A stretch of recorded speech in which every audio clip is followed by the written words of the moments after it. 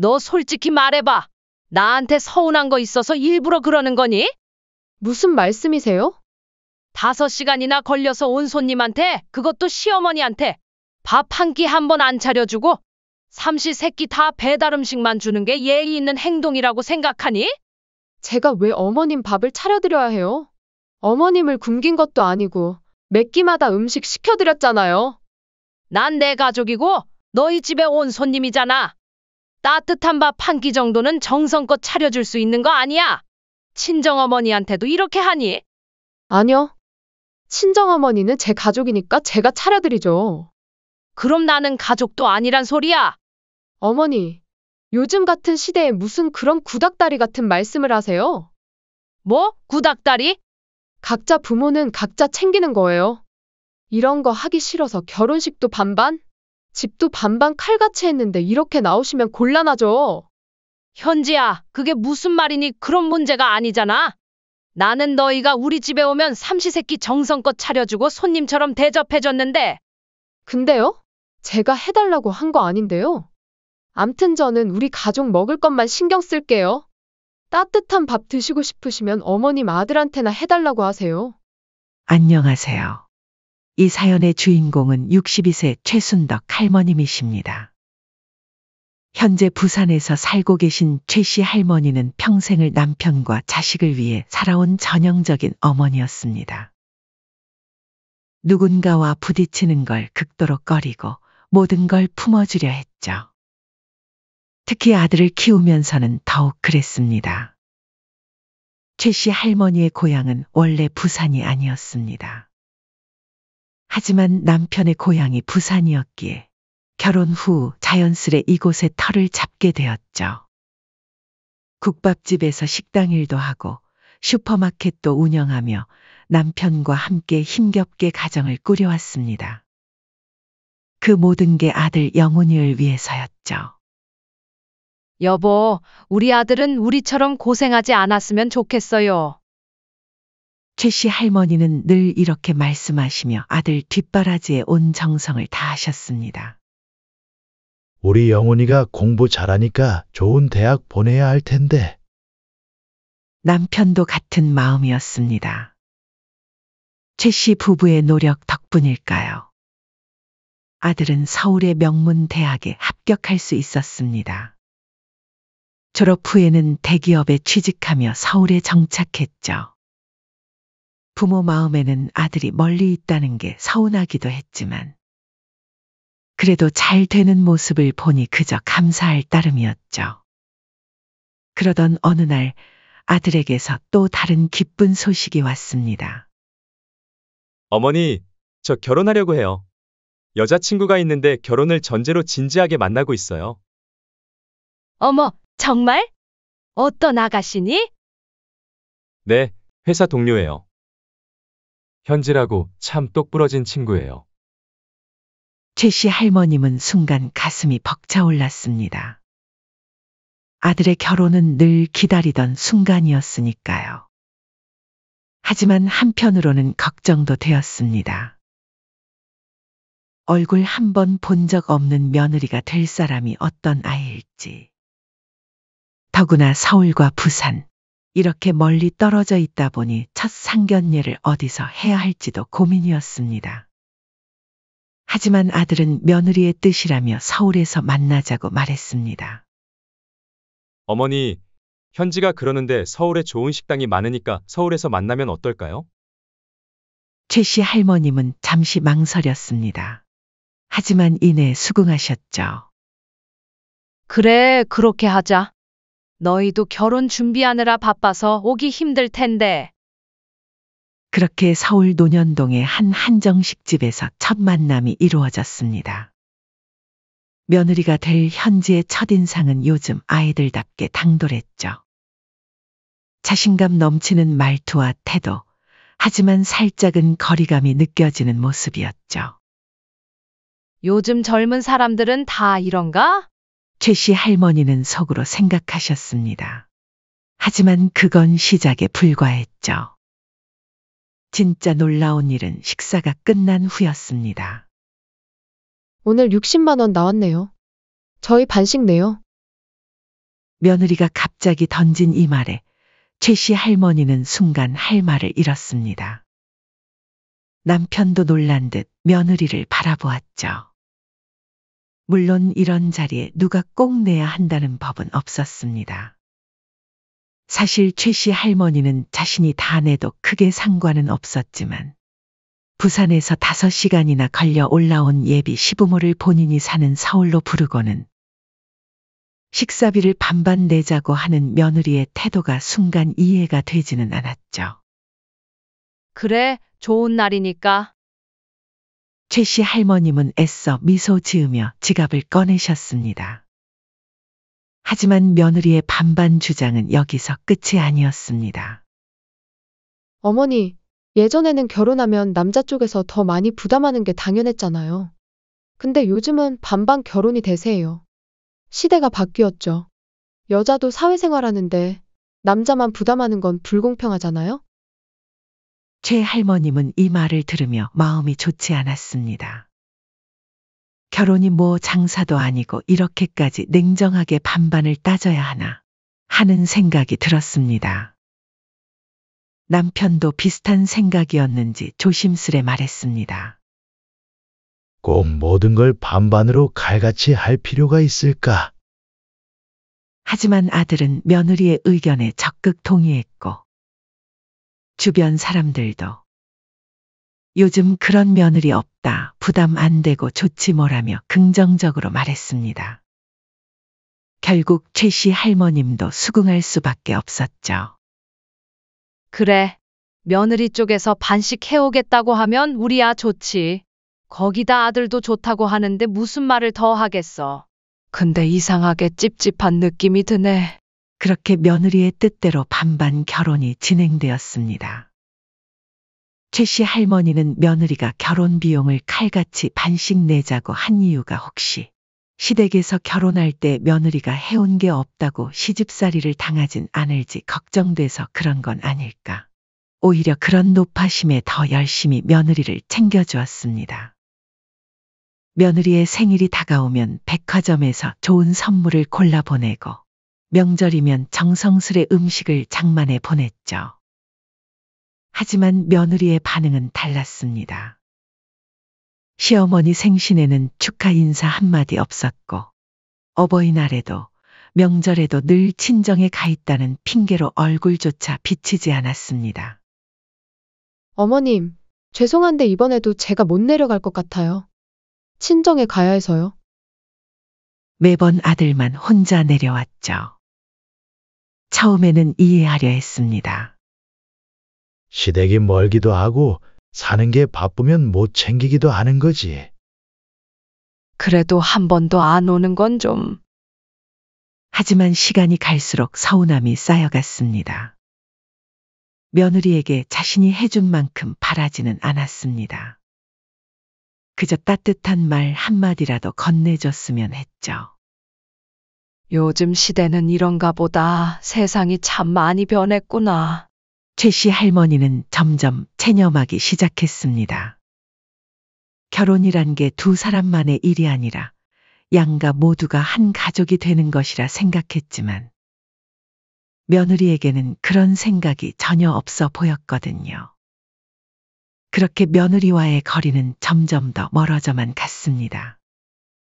최 씨 할머님은 그저 묵묵히 지켜볼 수밖에 없었죠. 아들이 행복해하는 모습만 보면 된다고 스스로를 위로하면서요. 주변 사람들은 한결같이 말했습니다. 그럼 굳이 며느리한테 그렇게 잘해주지 않으면 되지 않나요? 받은 만큼만 해주면 되는 거지. 하지만 최 씨 할머니에게는 그게 쉽지 않았습니다. 평생을 가족을 위해 살아온 성격 탓이었죠. 그래도 내 아들의 마누라인데 어떻게 그러겠어요. 내가 먼저 마음을 열면 언젠가는. 최 씨 할머니는 이렇게 말하며 며느리를 계속 챙겼습니다. 명절이면 정성스레 음식을 준비하고 생일이면 값비싼 선물을 보냈죠. 하지만 마음 한켠에서는 과연 이런다고 며느리가 알아줄까라는 생각도 들었습니다. 최 씨 할머니가 그런 생각을 하는 이유는 따로 있었습니다. 바로 며느리의 이중적인 태도였죠. 며느리는 평소 반반을 주장하며 모든 것을 공평하게 하는 것을 중요시했지만 시부모의 도움을 받는 일에는 전혀 거리낌이 없었습니다. 선물도 마찬가지였죠. 오히려 평소보다 선물이 적으면 서운해하는 기색까지 보였습니다. 어머니, 지난번에 보내주신 백화점 상품권 정말 감사했어요. 이번에도 그 정도 가능할까요? 시댁에서 내려오는 용돈이며 선물이며 명절 때마다 아들 편으로 보내는 정성스러운 음식들. 최 씨 할머니가 보내준 것들은 다 받으면서도 정작 며느리는 작은 성의조차 보이지 않았습니다. 결국 며느리의 반반은 자신이 하고 싶은 것만 하면서도 손해는 절대 보지 않으려는 수단처럼 느껴졌습니다. 하지만 이런 속마음을 굳이 입 밖에 내고 따지기엔 너무 치사한 것 같아 아무 말도 하지 않았습니다. 한편 아들 부부는 1년에 몇 번씩 부산을 방문했습니다. 부산은 유명 관광지가 많은 도시였고 아들 부부가 내려올 때마다 꼭 여행 겸 내려왔습니다.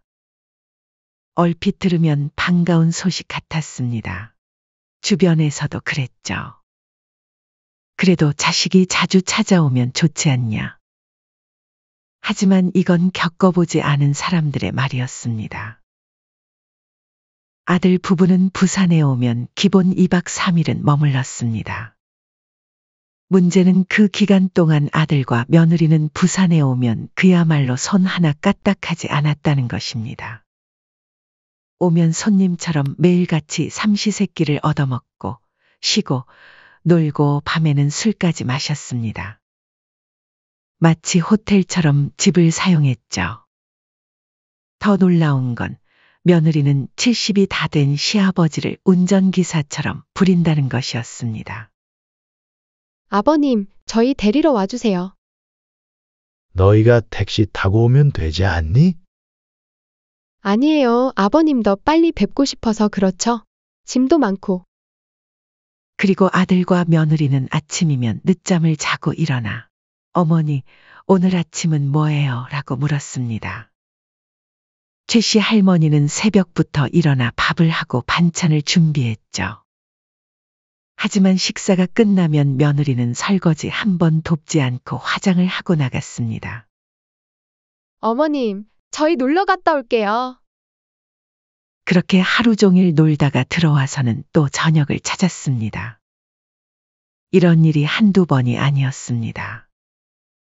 시댁에 올 때마다 이런 식이니 이제는 아들 부부가 내려온다고 하면 반가움보다 피곤함이 앞섰습니다. 그러던 어느 날 최 씨 할머니는 문득 깨달았습니다. 근데 여보, 우리 한 번도 아들 신혼집에 가본 적이 없죠? 그동안 아들 부부는 수시로 부산에 내려와 시댁에서 대접을 받았지만 정작 시부모는 한 번도 서울 집에 초대받지 못했던 겁니다. 그날 저녁 최 씨 할머니는 용기를 내어 아들에게 물었습니다. 영훈아, 너희는 왜 한 번도 우리 보고 집에 오라고 한 적이 없니? 전화기 너머로 흐르는 어색한 침묵. 아, 그게? 결국 최 씨 할머니가 먼저 말을 꺼냈습니다. 다음 주 주말에 시영이 수영 고모네 딸, 알지? 걔가 서울에서 결혼한대. 우리 집에서 서울까지 가려면 5시간은 걸리니까 가는 김에 너희 집에서 하루 자고 가면 안 될까? 너희도 부산 올 때마다 우리 집에서 자고 가잖아. 아들은 곤란한 내색을 하더니 잠깐 얘기해보고 연락 줄게 라며 전화를 끊었습니다. 그리고 30분 후 어렵게 허락을 받았습니다. 와도 되긴 한다네요. 최 씨 할머니는 그런 아들의 뜨뜨미지근한 반응이 내내 마음에 걸렸습니다. 결혼식 전날 남편은 갑자기 급한 일이 생겨오지 못하게 되었습니다. 결국 최 씨 할머니는 혼자 5시간 넘게 기차를 타고 서울로 갔습니다. 가는 길에 백화점에 들러 집들이 선물을 샀습니다. 젊은 여자들이 좋아하실 만한 걸로 추천해 주세요. 직원의 추천으로 100만 원이 넘는 고가의 가전제품을 샀고 과일 선물까지 준비했습니다. 하지만 아들의 집에 도착했을 때 며느리는 기대와는 달리 차가운 태도로 맞았습니다. 혹시 기분 나쁜 일이라도 있었나? 며느리는 우선 거실에 앉아 계시라며 안내했고 식사 안 하셨죠? 라며 주방으로 향했습니다. 아들 부부의 신혼집에서 처음 대접받는 식사구나. 최 씨 할머니는 기대에 부풀어 올랐으나 그 설렘은 곧 실망으로 바뀌었죠. 갑자기 휴대폰에서 띵동 하는 알림음이 울렸고 며느리는 현관으로 가서 배달 음식을 받아왔습니다. 응? 그게 뭐니? 아, 이거 떡볶이랑 치킨이에요. 어머님 오시기 전에 미리 시켜놨어요. 최 씨 할머니는 순간 말을 잃었습니다. 적어도 시어머니가 처음 방문했을 때는 집에서 손수 차려주는 게 예의라고 생각했습니다. 더 황당한 건 며느리는 음식 솜씨가 없는 사람이 아니었다는 점입니다. 며느리는 전업주부였고 아들은 늘 며느리의 음식 솜씨를 칭찬했습니다. 심지어 친정 부모님이 오실 때는 정성껏 음식을 준비한다는 것도 익히 들어서 알고 있었죠. 그런데도 최 씨 할머니에게는 배달 음식이었습니다. 그냥 간단히라도 차린 게 더 나았을 것 같은데. 아, 제가 바빴었어요. 음식이 너무 맵고 짜서 잘 안 넘어가네. 아, 처음 드셔서 그래요. 요즘 애들은 이런 거 좋아해요. 어머니. 최 씨 할머니는 한숨을 삼키며 며느리가 정말 바빠서 그런 것일 수도 있다고 이해하려 했습니다. 저녁 시간이 되자 며느리가 물었습니다. 저녁은 뭐 드시고 싶으세요? 아까처럼 너무 자극적인 건 싫구나. 아, 진작 말씀해 주시지. 걱정 마세요. 제가 알아서 준비할게요. 며느리는 웃으며 자신에게 맡기라고 말했습니다. 이에 최 씨 할머니는 그래, 저녁만큼은 뭔가 직접 해주려나 하는 기대를 했지만 저녁도 역시 배달이었습니다. 이번엔 설렁탕과 국밥이 배달되어 왔죠. 어머니, 제가 특별히 싱겁게 해달라고 했어요. 식사하세요. 배달된 플라스틱 용기 그대로 국밥을 식탁에 올려놓고 비닐 포장만 뜯어 일회용 수저를 건넸습니다. 너희는 맨날 배달시켜 먹니? 그래도 현지 너는 전업주부인데. 다 그런 건 아니고 때때마다 다르죠. 요즘은 배달도 자주 시켜 먹어요. 예전처럼 다 차려 먹진 않죠? 때때마다 다르다. 라는 그 말을 듣는 순간 최 씨 할머니는 속이 부글부글 끓었습니다. 나는 5시간 넘게 걸려서 아들의 집에 처음 왔는데 이게 과연 맞는 대접인가? 저녁 식사 후 최 씨 할머니는 남편에게 전화를 걸었습니다. 여보, 어떻소? 아들 며느리가 잘 챙겨줘요. 최 씨 할머니의 말을 들은 남편은 한숨을 쉬더니 말했습니다. 이제 우리도 아들 부부 오면 대접하지 말자고. 고마운 줄을 모르는구먼. 그리고 며느리한테 생일이든 기념일이든 괜히 더 이상 챙겨주지 마. 최 씨 할머니는 조용히 대답했습니다. 그래요. 알겠어요. 다음 날 아침 최 씨 할머니는 잠에서 깨어났습니다. 거실에선 며느리가 아들을 배웅해주는 소리가 들려왔죠. 설마 아침까지 배달은 아니겠지. 불안한 예감이 들었지만 애써 무시하려 했습니다. 잠시 후 주방에서 며느리의 목소리가 들렸습니다. 어머님, 안녕히 주무셨어요? 아침 식사 뭐 드실래요? 최 씨 할머니는 담담히 대답했습니다. 그냥 집에 있는 반찬으로 간단히 먹자. 그 말에 며느리의 표정이 순간 굳어졌습니다. 잠시 머뭇거리더니 이내 말했죠. 근데 집에 반찬이 없어요. 그냥 배달시킬까요? 최 씨 할머니는 순간 할 말을 잃었습니다. 전업주부라는 사람의 집에 반찬이 하나도 없다니. 도저히 이해할 수 없었죠. 잠깐! 현지야, 이리 좀 와봐라. 최 씨 할머니는 부엌 한켠으로 며느리를 불렀습니다. 더는 참을 수 없었죠. 너 솔직히 말해봐. 나한테 서운한 거 있어서 일부러 그러는 거니? 네? 무슨 말씀이세요? 5시간이나 걸려서 온 손님한테, 그것도 시어머니한테, 삼시세끼 다 배달 음식만 주는 게 예의 있는 행동이라고 생각하니? 그동안 쌓였던 감정이 터져나왔습니다. 그런데 뜻밖에도 며느리가 갑자기 소리를 빽 지르는 게 아니겠어요. 제가 뭘 잘못했다고 그러세요? 어머님을 굶긴 것도 아니고 몇 끼마다 음식 시켜드렸잖아요. 뭐라고? 최 씨 할머니는 순간 어지러움을 느꼈습니다. 이런 대우를 받고도 뭐가 잘못됐냐고 되묻는 며느리의 태도에 충격을 받은 것이죠.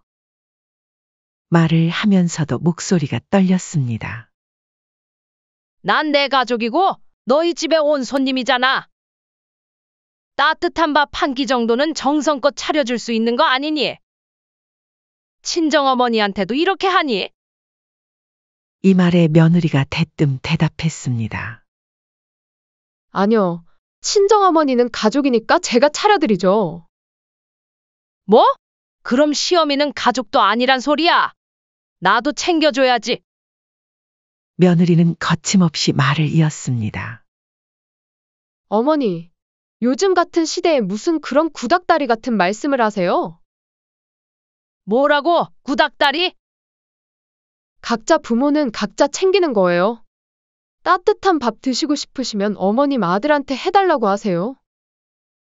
이런 거 하기 싫어서 결혼식도 반반, 집도 반반 칼같이 했는데 이렇게 나오시면 곤란하죠.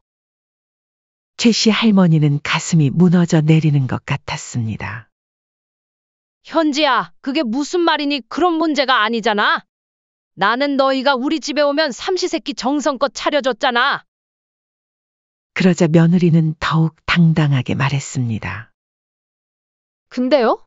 제가 해달라고 한 것도 아닌데요. 어머님이 좋아서 하신 거잖아요. 암튼 저는 우리 가족 먹을 것만 신경 쓸게요. 시댁은 남편한테 챙겨달라고 하세요. 더 이상 말이 통하지 않는다고 느낀 최 씨 할머니는 자리에서 일어났습니다. 손이 떨렸지만 가방을 단단히 움켜쥐었죠. 아침도 먹지 않은 채 현관으로 향했습니다. 어머니, 어디 가세요? 집에 간다. 아침도 안 드시고요?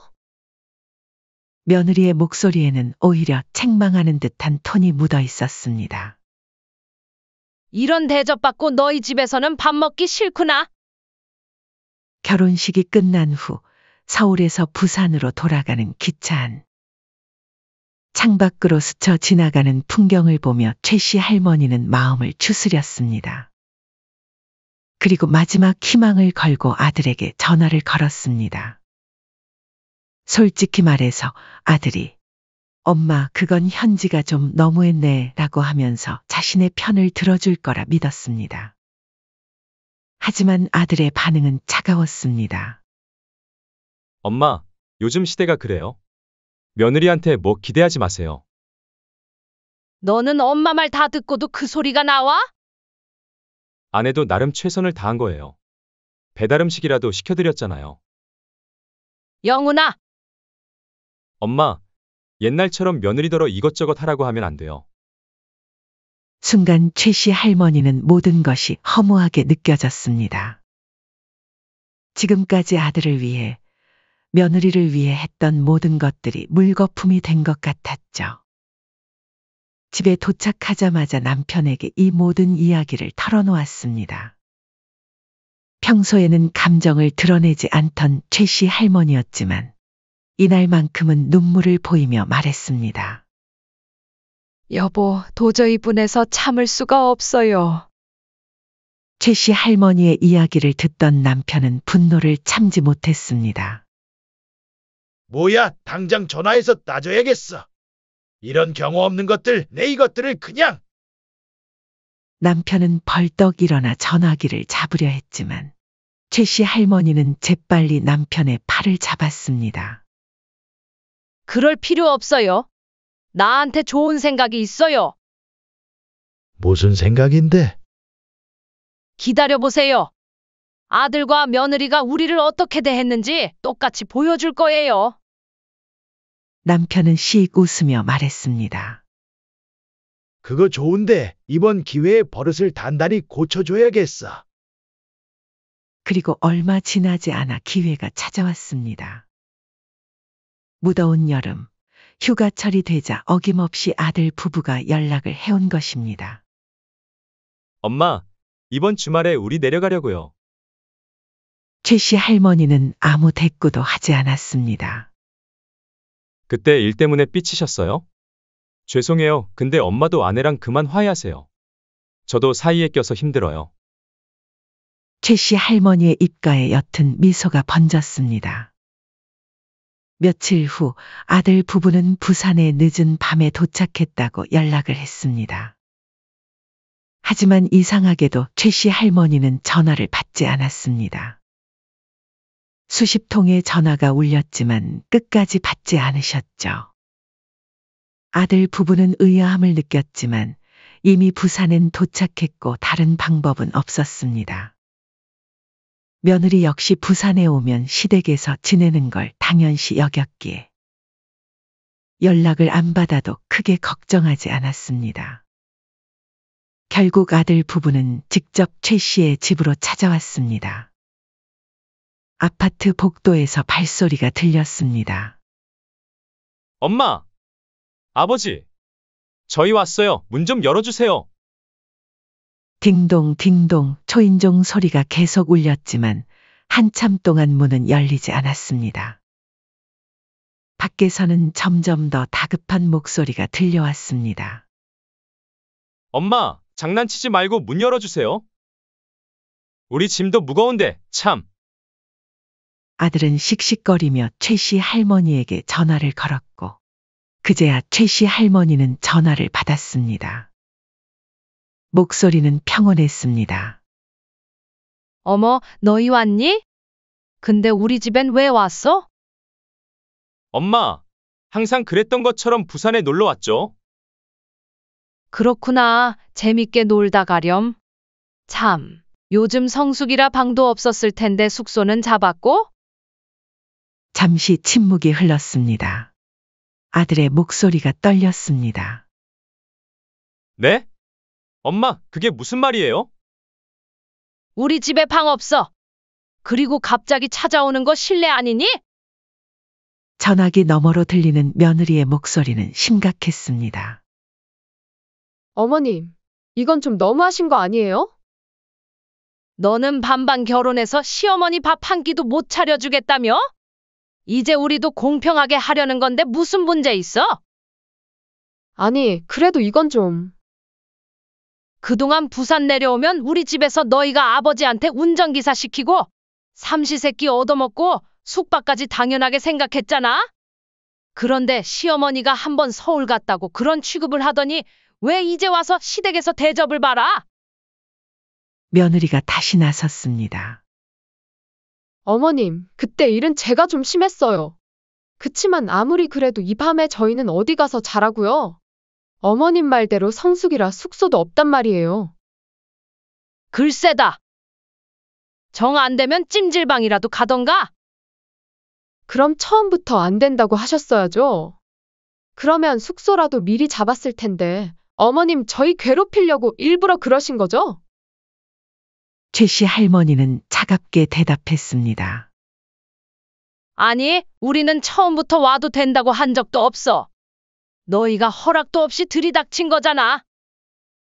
엄마, 아빠, 제발요.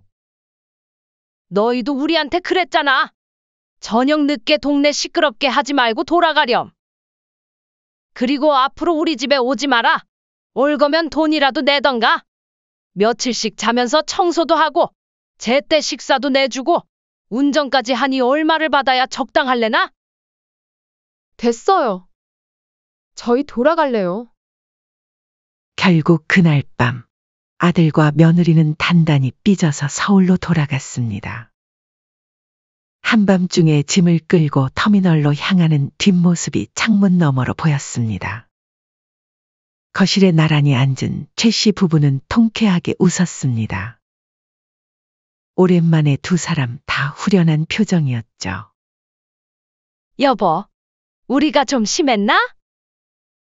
남편이 웃으며 대답했습니다. 아니요, 언젠가는 이렇게 될 일이었어. 이제야 속이 좀 시원하네. 그 일이 있고 난 후 아들과 며느리의 연락은 자연스럽게 끊어졌습니다. 특히 며느리에게선 한 번도 연락이 오지 않았지만 최 씨 할머니는 오히려 마음이 편했습니다.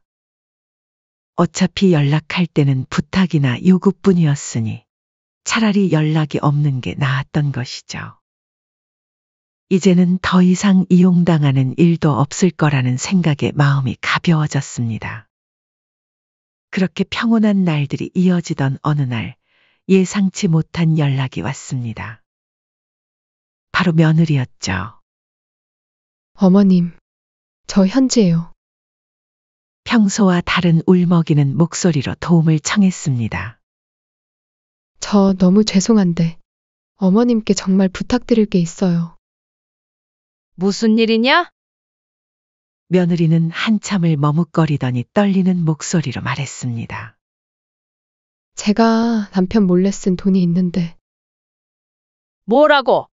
알고 보니 며느리는 아들 몰래 뒤에서 생활비를 빼돌리고 있었고 심지어 그 돈으로 친구에게 3천만 원을 투자했다가 사기를 당했다는 것이었습니다.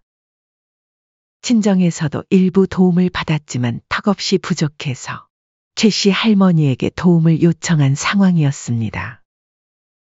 아들 영훈이는 돈 문제에 예민한 편이었고 만약 이 사실이 아들에게 알려지면 이혼까지 당할 만한 상황이었죠.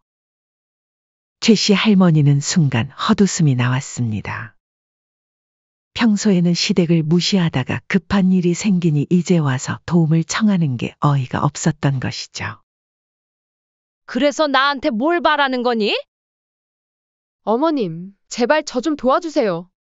남편이 알면 큰일 나요, 진짜.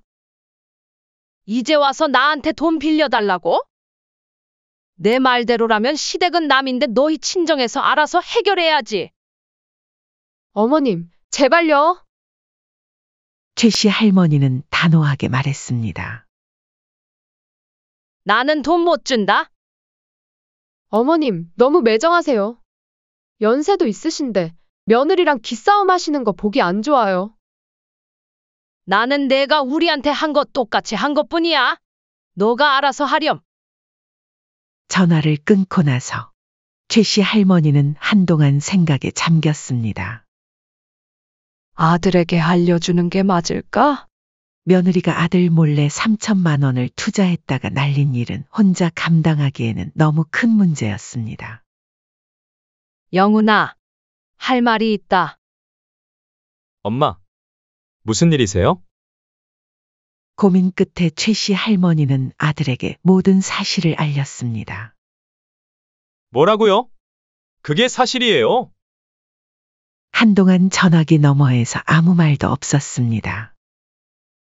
아들이 충격을 받았다는 게 느껴졌죠.